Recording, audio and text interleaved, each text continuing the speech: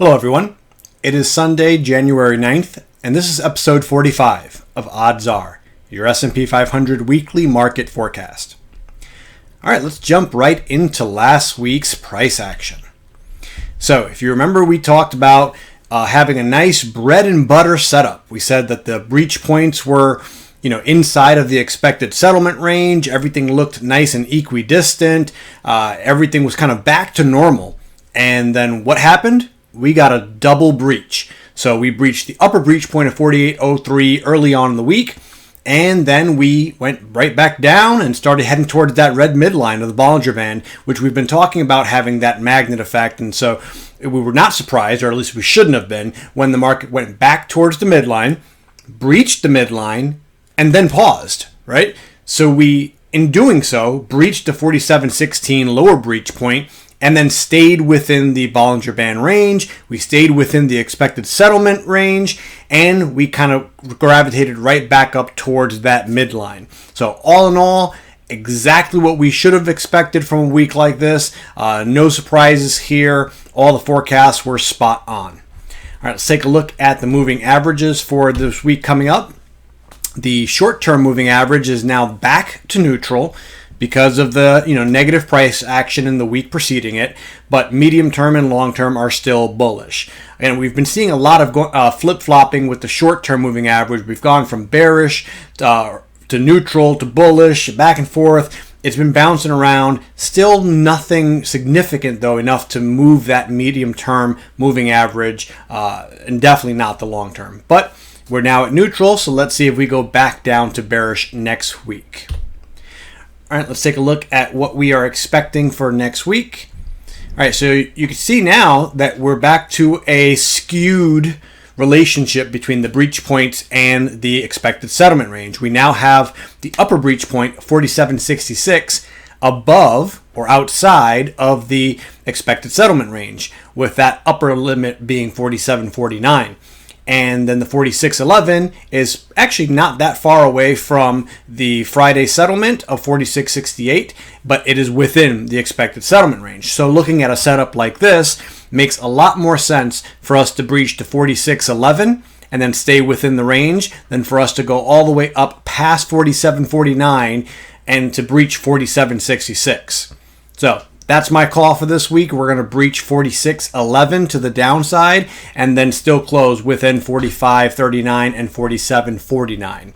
The parabolic SAR is now up to 44.88, creeping closer and closer to being within the range of possibility, or at least being within the expected settlement range, but not quite yet. All right, let's put everything together into the relative view for next week. So here we go. You can see that the lower breach point is still within the expected settlement range, and it's within the Bollinger Band. Technically, everything except for the lower settlement limit is within the Bollinger Band range, which if we're going down, then the Bollinger Band will expand and react to that. So we'll kind of get that blue shaded area trending lower to accommodate for the price action. So looking at this, I think we're going to be getting trapped basically between the midline and the lower end of the Bollinger Band. So we're going to get into that lower envelope or that lower channel that's going to be between the lower edge of the Bollinger Band and that red midline, which works nicely with the forecast of breaching that 46.11 lower breach point and staying above 45.39.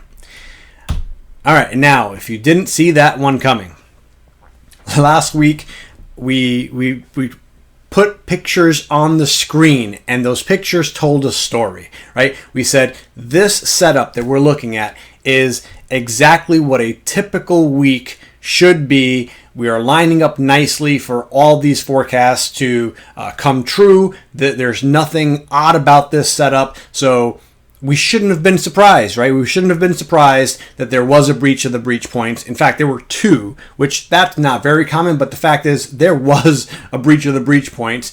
And and we stayed within the expected settlement range. So those are things that we should not be shocked about. The percentages are high, respectively 79% and 81%. So when things like that happen, that's when we have to realize, okay, this is why those percentages are so high, because they tend to happen very regularly. This is kind of what we've come to expect out of the market. So, not every week is going to present anomalies and things that are outside of the range of probability, and we have to make sure we find ways to make money off of those situations, because that's what's going to happen more often than not. All right, and now let's take a look at the quote of the week, and this one is by Mr. Jamin Shah. He is the CEO at Social Grid Media Group, and he's also an investor. Obviously, he has something to say on the subject, and he says, "You never know what kind of a setup the market will present to you. Your objective should be to find an opportunity where risk-reward ratio is best." Okay, so what can we take out of this? If you've been following a lot of the trades that I've been, putting out here, or the setups, then you know that we're looking at trying to maximize our reward while minimizing risks based on statistical probability. So we're looking at things that happen often. We're looking at things that don't happen often. We're trying to get the odds in our favor.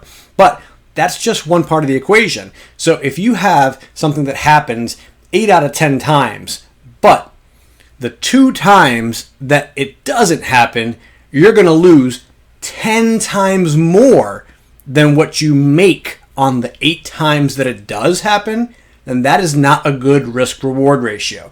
You are not going to make money. So it doesn't matter if you're right 8 out of 10 times. In the long run, you're still going to end up losing. And so trying to find the right balance between high probability trades, things that have a good odds of happening, you have to make sure that you pair that with a good risk-reward ratio, so that at the end, when the numbers, play out, when it all comes out in the wash, you are coming out ahead. That's the name of the game. And so making sure that your risk-reward ratio is appropriate for the win rate or accuracy of the system or the setups that you're using is absolutely critical. So keep that in mind, guys. I know that for me, I've been tweaking around with those numbers and trying different systems for a couple of years now. It's not easy. It doesn't come right away. It's something that we learn, we grow, we adapt, and we find what is that right balance and what are kinds of trades that we are comfortable with and that we believe we're going to be making money off of in the long run. So hope you guys have a great week. I will see you guys here again next Sunday, and we'll see what the market holds for us coming up. Take care, guys.